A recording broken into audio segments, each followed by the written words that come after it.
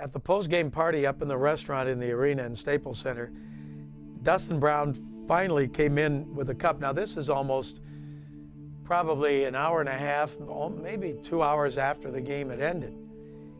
And he has the cup and he walks over to me and he says, "I've been looking for you for 2 hours, here." And he hands it to me and I lift it up and again thought, you know, this is really heavy. And of course, Nick Nixon and his family were there, and Nick got to hold it. Foxy was there, and we were passing it around.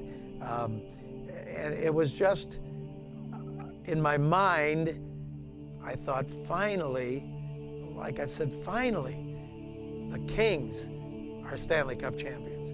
We get a chance to do what I've seen other teams do so many times, and now it's the Kings that are Stanley Cup champions. And it was just a tremendous feeling. And for 2 days afterwards, my wife and I would wake up in the morning and say, did that really happen? Did we see that? We're Stanley Cup champions with the Kings. And of course you realize, yes, it did happen, and what a great feeling it is to say the Kings are Stanley Cup champions. And of course, we heard from people all over the world.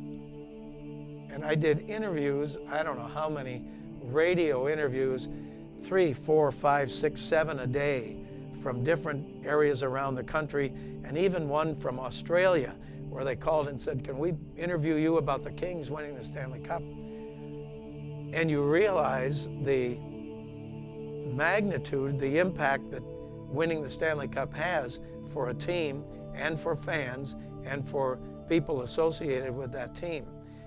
It was worldwide. Our niece works for Fox News in London. She's a bureau chief there, and she said, "I just saw a picture of you holding the cup up above your head." This is moments later in London.